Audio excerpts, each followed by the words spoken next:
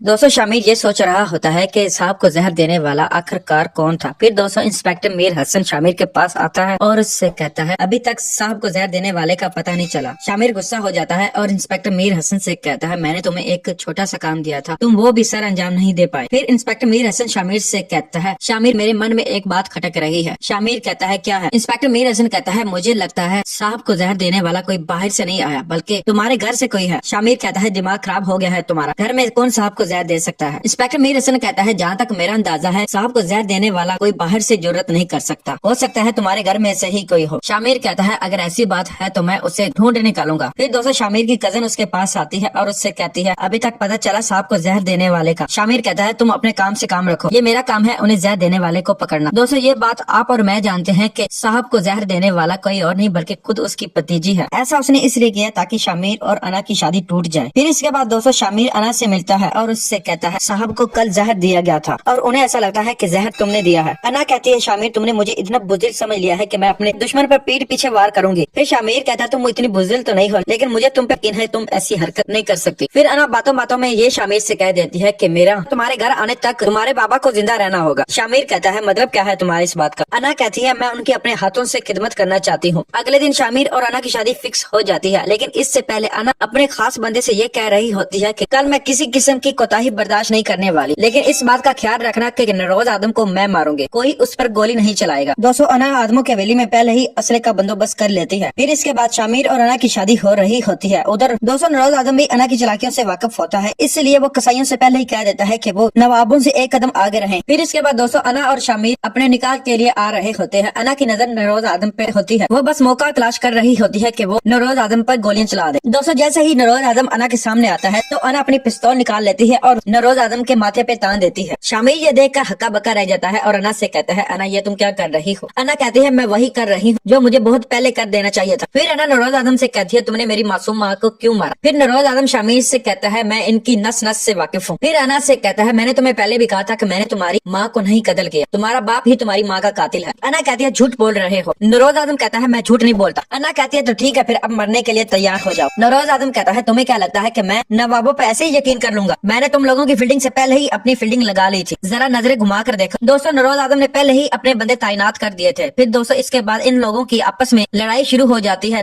नवाब आदमों पर गोलियां चला रहे होते हैं और आदम नवाबों पे गोलियां चला रहे होते हैं। फिर दोस्तों बदकिस्मती से नरोज आदम की बीवी और उसकी भतीजी कत्ल हो जाती है। जब नरोज आदम और शामिर अपने खानदान को कत्ल होते देखता है तो उनके अंदर बदले की आग भड़क उठती है और वो नवाबों पे इस तरह टूटते हैं कि नवाबों के भी काफी लोग मारे जाते हैं, लेकिन अना और नवाब दिलावेज बच जाते हैं और वहाँ से फरार होने की कोशिश करते हैं। फिर दोस्तों इंस्पेक्टर मीर हसन और अना का आमना सामना होता है। ये दोनों ही एक दूसरे के माथे पर पिस्तौल तान देते हैं। इंस्पेक्टर मीर हसन अना को जाने देता है। अना इंस्पेक्टर मीर हसन के ये तेवर देखकर बहुत शौक हो जाती है और उससे कहती है तुम मुझे मार भी सकते थे लेकिन तुम मुझे जाने के लिए क्यों कह रहे हो? इंस्पेक्टर मीर हसन कहता है इस वक्त तुम यहाँ से चली जाओ, तुम्हारे लिए बेहतर होगा, बताने के लिए जिंदगी काफी बड़ी है। असल में दोस्तों इंस्पेक्टर मीर हसन ने अपनी जॉब से रिजाइन नहीं दिया था। उसने ये प्लान किया हुआ था कि अगर इन पे कानून नाफिज करना है तो इन भेड़ियों के अंदर भेड़िया बनकर ही रहना पड़ेगा, इसलिए वो सारी एक्टिंग करता है। असल में उसका टारगेट नरोज आदम होता है, उसे दुनियापुर से बाहर लाना चाहता है क्योंकि दुनियापुर के बाहर नरोज आदम की ताकत एक कागज की रद्दी के मुतरादिफ है। नरोज आदम शामिर से कहता है मुझे इसका अंदाजा था लेकिन मैं तुम्हारे सामने नवाबों का आईना लाना चाहता था, मुझे उम्मीद है अब तुम नवाबों को समझ गए होगे। दोस्तों इसके बाद नरोज आदम और शामिर अपनी कजन और माँ को दफना देते हैं। फिर इसके बाद शामिर एक बड़े हमले की तैयारी करता है। फिर इसके बाद शामिर ऐद करता है कि वो नवाबों की नस्ल मिटा कर रख देगा। वीडियो अच्छी लगी हो तो लाइक कर देना, साथ में चैनल को जरूर सब्सक्राइब कर देना।